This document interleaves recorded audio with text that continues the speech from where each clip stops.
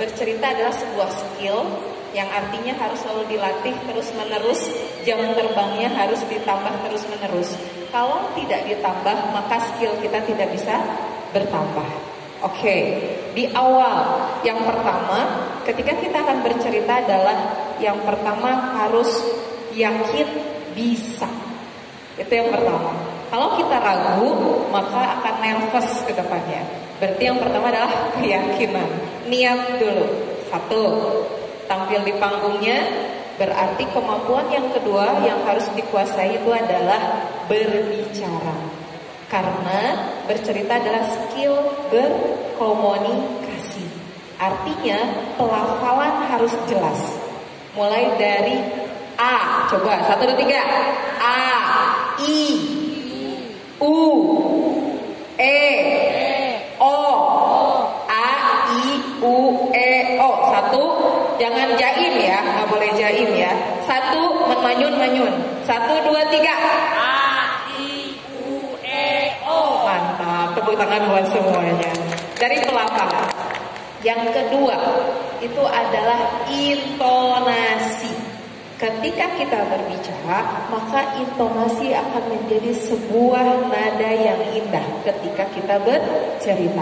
Kebayang Bapak Ibu, kalau misalkan bercerita, pada suatu hari di sebuah hutan ada seekor gajah dan semut yang sedang berjalan. Ada tidak seninya? Tidak ada. Tapi ketika Bapak Ibu berbicara seperti ini, pada suatu hari di sebuah hutan ada seekor binatang yang badannya kecil. Nah, ada tinggi rendah ketika berbicara. Oke, intonasi. Yang ketiga, teknik bersuara. Ada 3 minimal. Yang satu, suara ilustrasi. Yang tadi Bapak Ibu sampaikan itu ada ilustrasi. Yang kedua adalah ada suara kecil minimal, yang bisa Bapak Ibu kombinasikan dengan suara besar. Oke, suara kecil tadi ada beberapa catatan. Sebetulnya hanya untuk tokoh-tokoh yang dia itu kira-kira cocok nggak pakai suara kecil. Yang kedua, oh ini suara besar, kira-kira cocok nggak untuk suara besar nih tokoh gajah ini. Kan nggak lucu kalau gajah suaranya kecil ya teh, maknya gitu kan, pasti suaranya besar. Atau semut tadi suaranya besar. Teka bayang ku anak-anak kalau suaranya besar.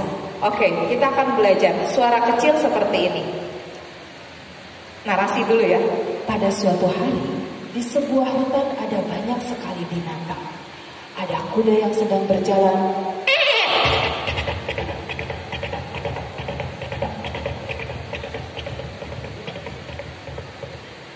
Ada suara semut. Aku semut. Dari tadi aku diam terus. Takut. Kecil. Hitam lagi. Hidung. Bayangin kalau kita bercerita seperti itu, anak-anak akan berimajinasi. Aku gajah, badanku besar dan aku selalu makan banyak. Kentut. Itu bau ya. Jadi itu ada improvisasinya. Oke. Selain tadi teknik suara, gesturnya, kalau kita dikasih stage segini, jangan dari ujung ke ujung jalan kaki, capek. Jadinya nanti ketika bercerita, pada suatu hari capek gitu ya. Nah, jadi siapkan stage yang memang kita mampu untuk melangkah 1 langkah ke depan, 1 langkah ke kiri, 1 langkah ke kanan. Biasakan. Nah, kenapa harus bergerak?